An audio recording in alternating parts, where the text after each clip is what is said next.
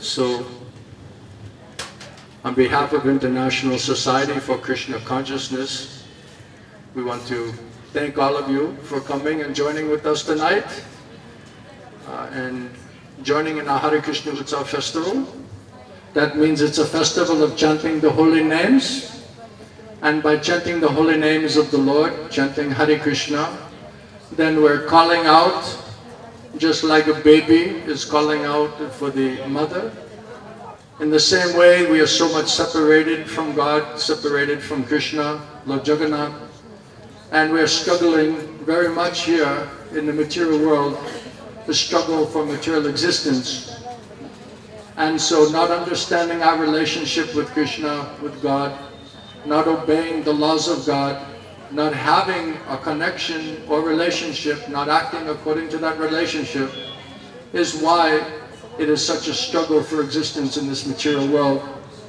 And we're coming from the Western countries, coming from personally United States of America. But there, who is united? That is another question. Everybody is fighting, everybody is arguing, everybody is envious, everybody's in anxiety, no real peace. No peace means no genuine happiness. And so that is our experience in the United States of America and in other Western countries, that just simply pursuing education to get a good occupation, to get a nice paycheck, and to try to advance ourselves economically in the material society did not really bring the type of peace and happiness and satisfaction that we thought and that we promised. So we were all in, completely committed to that materialistic way of life, and we were taught from the very beginning of our life that this is the only way to become successful and to become peaceful and happy and advance in the modern civilization. So we already tried that for so many long years in our life and so many generations in the Western world for pursuing and advancing materialistically. But the end result of all of that so-called advancement is that we lost our spiritual vision, and we lost our understanding of what we're meant to use the human form of life for, which is to develop in our spiritual life and to develop in our eternal loving relationship with Krishna. So as a result of pursuing a materialistic way of life, we have forgotten what is the real purpose of our life, what is the real Dharma, and that is the Sanatana Dharma. So by disconnecting ourselves from our spiritual destiny and our spiritual responsibility, by being distracted by materialism with the false hope and the false promise that this is in fact the only way to advance in your life, to find peace, genuine peace and happiness and satisfaction. That was the promise of materialism. But if we truly analyze within ourselves, as we have, that the end result of that advancement of modern civilization and going through that process of developing economically and pursuing our materialistic dreams and desires, the end result, the end product, was completely opposite of what we had imagined and what we had hoped for and what we had invested in. So very heavily we invested ourselves in this materialistic way of life, but we were not at all satisfied by the end results. The end results of materialistic way of life means bodily conception of life and no conception of the soul, no conception of the Supreme Soul, no understanding of our eternal relationship with God or our responsibility in serving God. And that is the root of the problem of why we are not peaceful, why we're not happy, why we're not satisfied, and therefore we have been cheated by the false promise of materialism. So now, unfortunately, in India, now everybody is pursuing this economic development and education for a good job, and to get the good money, and to put money in the bank, and to buy your property, and buy your house, and have your family, and all of these materialistic things. This is nothing new for us to see, because we already have tried that thing for many, many years and many, many generations in the Western world. Unfortunately, now in India, you're also feeling that this is what you have to do. So you're giving up this Dharma, Sanatan Dharma, and rather you're pursuing also this false dream of pursuing a materialistic lifestyle with the hope that we will find genuine peace and happiness and satisfaction. But if we analyze objectively, scientifically, we look within inside of ourselves, can we honestly say after achieving all of these materialistic things as a result of all of our materialistic endeavor and our materialistic investment, are we actually satisfied? Are we peaceful? Are we free from anxiety? Are we finding genuine, heartfelt peace and happiness in our life? And are we feeling a genuine sense of well-being and security and shelter and protection? And actually that materialistic life is bringing just the opposite thing, which means uncontrolled mind and senses, pursuing only now lust and greed and enviousness lust, anger and greed. And Lord Krishna, he says in the Bhagavad Gita that this materialistic mentality and materialistic pursuit of life simply breeds this lust. And when we don't get what we want, we don't get our desires fulfilled, then we become very angry, very disturbed. And so everyone is very angry and disturbed. So much lust, so much greed, so many bad qualities are developing as a result of materialistic mentality and materialistic way of life. So rather than becoming gentlemen, and rather than becoming ladies, and actually acting in the proper way, we're degrading ourselves and developing more and more demoniac types of qualities, which Krishna says is lust and anger and greed and pride and arrogance and conceited nature and corruption and enviousness and cheating. This is all demoniac type of mentality, demoniac type of qualities that we have cultivated, and that is the end result that we have achieved as a result of our so-called advancement of the modern civilization, with the modern educational system, and by pursuing materialistic dreams and desires and goals. And when we ask people now, even in India, okay, now you have your education, now you have your family, now you have your occupation or your business, now you have some finance, now you have some bank balance, maybe you have a house, you have a plot, you have some property, you have some material assets.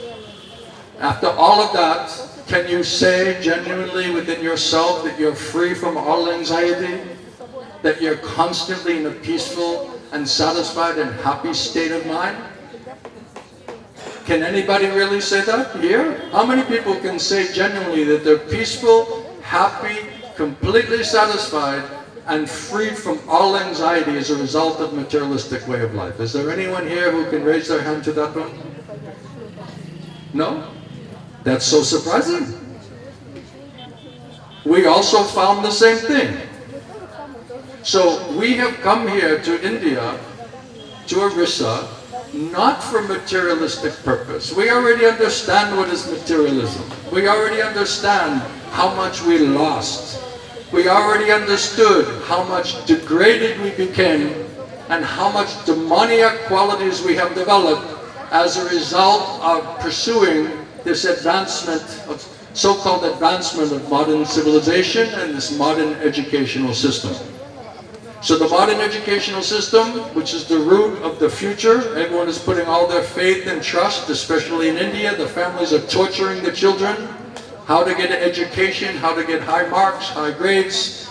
The suicide rate among the children in India, the amount of anxiety and disturbance and dissatisfaction among the youth of the society is outrageous. Many children are committing suicide. broken, leaving their family, harassed, tortured. And the children in the West also, we asked our parents, okay, you're pushing us, but we're watching, you're not happy, mother's not happy, uncles and the wives and the aunties, nobody's happy, the grandparents, the grandfather, the grandmother, nobody's happy, nobody's satisfied, everybody is fighting with each other, no one is peaceful, nobody is happy, and you're pushing me that I should do the same thing that you're doing. But I don't see any nice result that you're getting. You cannot say you're peaceful and happy and satisfied and free from all type of anxiety. So why you're forcing your children to do the same thing if you already know it doesn't work for yourself? So we understand what is materialism, and we understand the false promise of materialism, and so we are completely disgusted, disillusioned, frustrated, exhausted, chasing the mirage in the deserts. The water, the animal is going in the desert, he's thirsty, he's so much wanting to drink some water. Then he's looking across the horizon and he sees at the end of that desert, oh, nice cool running water is there. So what does that deer do? It runs deeper and deeper into the forest or into the desert, trying to quench the thirst. So Maya, Mahamaya, Mohamaya is like that. It's just attracting us and pulling us deeper and deeper and deeper into the desert of material life, saying that yes, finally you'll be able to quench your thirst and be fully peaceful and satisfied by going deeper into materialism. So we suffered greatly. Don't believe all of the Hollywood movies that everybody in the West, everyone in America is beautiful and rich and nobody's working and everybody has all materialistic things and everybody's life is perfect and everybody's fully satisfied. This is all big illusion, big propaganda by this Hollywood movie, Bollywood movie, Hollywood movies. So this is all Maya's propaganda, that it is possible to give up your spiritual pursuit, your spiritual responsibility, and to pursue a totally materialistic lifestyle, and to mold your life and your family's life for the pursuit of that advancement of modern civilization. But the end result is completely opposite thing. So the end result of the modern educational system is the children are coming out in complete anxiety, completely disturbed. Most of them now they're engaged in so much intoxication, drinking, smoking, doing drugs. So many epidemics now amongst the youth with this intoxication problem, the sexual problem, so much emotional problem, psychiatric, psychological problem. This is all symptomatic of materialistic way of life. So the children pursuing the modern education, they're becoming demoniac in their qualities. They're not becoming fine gentlemen and ladies. They're not pursuing Sanatana Dharma. They're not being responsible to their spiritual lives, and rather they're degrading themselves, and they're degrading their family, and they're degrading the future generations of their family under this false promise of materialism. And we are to blame because we are participating in it, and we are driving and putting the same demand on the generations of our children and our grandchildren, so we are perpetuating that same problem. So at some point this has to stop, and we have to realize this is a mistake, and we have to then again try to reconnect and develop in our spiritual life. So we have come to India, we have come to Orissa, not for materialism, not to do business, not to make money, not to become famous. We came here to learn about the Vedic culture and to learn about Sanatana Dharma. What is the real responsibility of our soul is to surrender and to serve Krishna. Krishna is speaking in Bhagavad Gita, that I am the seed-giving father of every living entity. Jagannath means the Lord, the master of every living entity, the seed-giving father. And that means that every one of us is the son and the daughter. We have an eternal relationship with Krishna. And that relationship is based that we are Krishna Nitya Das. We are the eternal servant of Krishna. And Krishna's concluding instruction in Bhagavad Gita, what is it? Savadaman Prityaja Mama Kam Shanam Vaja. Ham Tvam Savapatevyo Mukshashmi Masuchaha. Krishna says, just surrender to me. Just agree, just cooperate and be my das. Be the das, be the servant. That is our eternal position. And Krishna says if you cooperate with that and you agree to come back to me and to surrender to me and to serve me in a mood of loving devotion, then Krishna says, I'll give you intelligence how to do it. And Krishna says, I'll destroy your karma and your karma bala. So our suffering, our anxiety, all the problems we have in our life is because of our past karma or sinful activity. So the only way to get free from the reactions of our sinful activities is to surrender, to agree and to cooperate and to surrender to serve Krishna. And Krishna says, don't fear, don't be in anxiety. I'll purify all of your karma and your karma pala. So all inauspiciousness, all suffering, all anxiety, Krishna can remove it from our heart and our consciousness. So this is the philosophical underpinning or the basis of the International Society for Krishna Consciousness, is to give people an opportunity to come together like we are tonight and to sit and to discuss in a very open and honest and intelligent way the reality of our existence in this materialistic world, and to speak about what is our spiritual responsibility in Krishna consciousness. So ISKCON is a society which creates a temple, a sangha or association where souls can come together to hear and to chant about Krishna and to hear Krishna's instructions, which are meant for every living entity through his speaking of the Bhagavad Gita and Srimad Bhagavatam. So every day in the ISKCON centers, Nityam Bhagavata Sevaya, we're hearing and chanting about Krishna and being reminded of Krishna's instructions to all of us of how we should surrender and serve him and please him in a mood of loving devotion. If we try to do that independently, it's very, very difficult. But if we come together collectively and we find like-minded people who realize the futility of the materialistic way of life and understand the responsibility and the intelligence that we should pursue the responsibility in our spiritual life, if we can create an association and sangha of those like-minded people who can hear and chant about Krishna and serve Krishna and chant Hare Krishna and take Mahaprasad, Jagannath Mahaprasad, and try to purify our life, purify our consciousness, and engage our intelligence, our mind, and our sensory activities in rendering loving devotional service towards God, towards Krishna. That is the purpose and the mission of the International Society for Krishna Consciousness. And those instructions are meant for every soul, in every town, in every village, in every country, all over the world. And that is the mission of Sri Chaitanya Mahaprabhu, and we are in that line.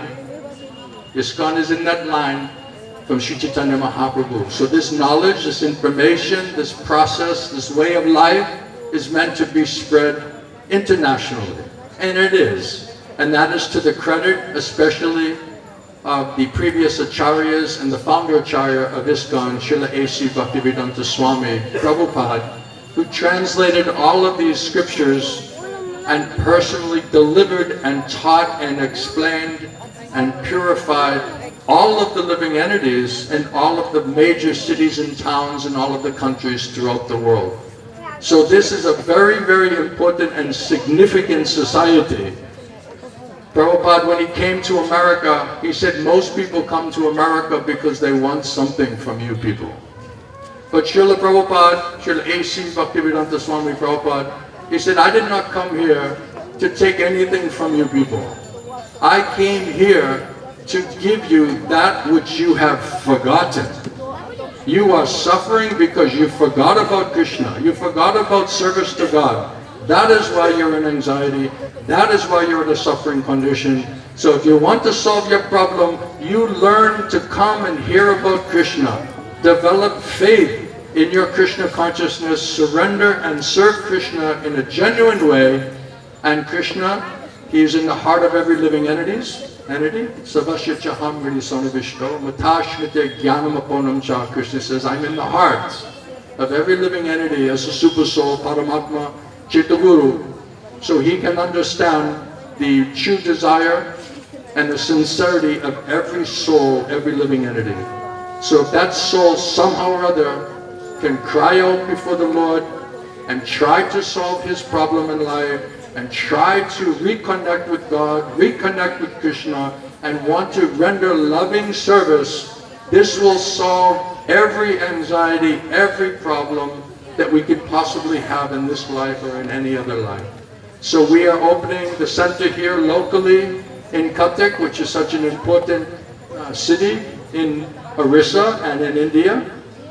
And we want to extend the responsibility and the mission of ISKCON to all of the people in Cuttack to be able to come and to hear and chant about Krishna, take Jagannath Mahaprasadam, develop in their spiritual understanding, engage themselves in their intelligence, in their mind, in their abilities in service to Krishna for your benefit, for our benefit.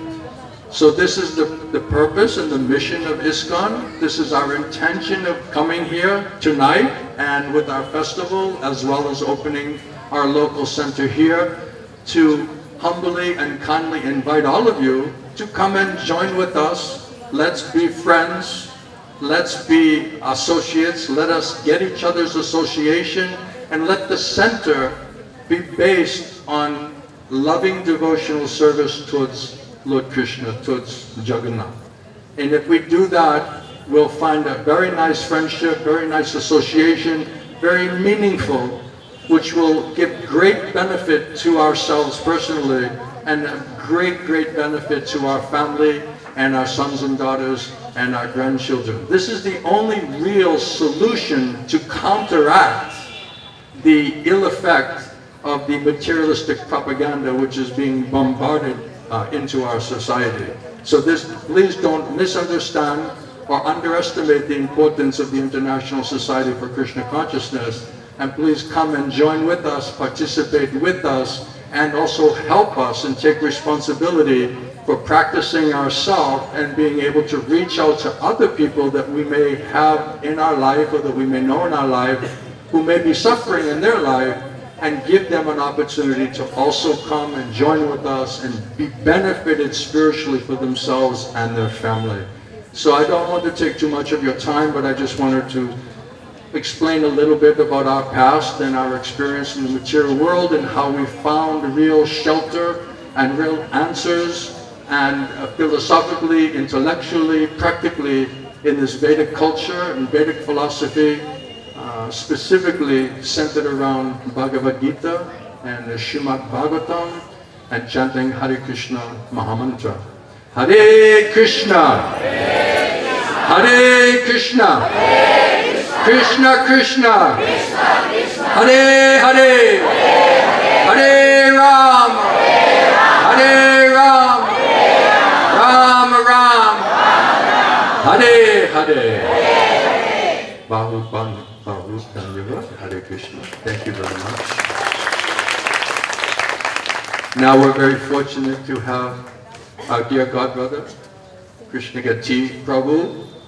He'll speak to you in the local language, and he'll also share his own experience and realization in Krishna consciousness, and how he has committed himself to participate in and to take responsibility in spreading Krishna consciousness to the International Society for Krishna Consciousness. So please try to open your heart and your mind and give your kind attention and patience to my dear God brother. Thank you very much.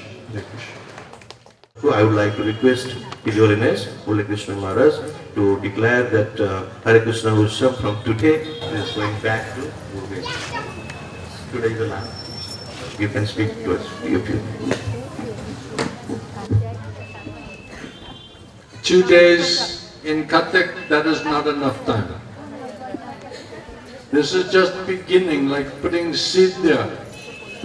So we started something here, and we're hoping with your help we can fructify and grow it and become very, very strong, so that we can have regular festivals and programs here in Cuttack.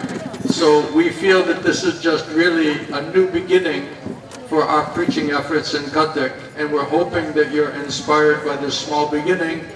Please excuse us for any little mistake we have in our just beginning here in Cuttack, and we're hoping with your help that we'll be able to strengthen ourselves and have every year greater and greater participation and influence in the society, and bringing something very positive of value to the people in Cuttack. And we're benefited, you'll be benefited, everyone will be benefited, and they'll see that this is a great asset, a nice contribution to the people. And so you please come and participate with us in that way. So we're moving tonight from Cuttack, and tomorrow, the next couple of days, we'll be doing our Hare Krishna Utsava festival in the Bhubaneswar. So if you have time and you have some ability to come and join us there in Bhubaneswar, you're also always welcome to come. And then after this festival, in the next few days, then we'll come together again with our devotees, with all of you in Cuttack, and we'll sit and we'll think and we'll discuss how systematically we can develop our new preaching center, and soon to be Govinda's restaurant, cafe, so everyone can come and take Mahaprasad and come and associate with the devotees and try to develop our presence and our preaching effort in Cuttack city in the very near future. So this is a very auspicious time for all of us to come, and we're praying that we can just try our level best and to try to get strength by associating and cooperating with each other to be able to do something very significant here in Cuttack city. So again, thank you very much for your kind attention. Hare Krishna. Bahut dhanyavad.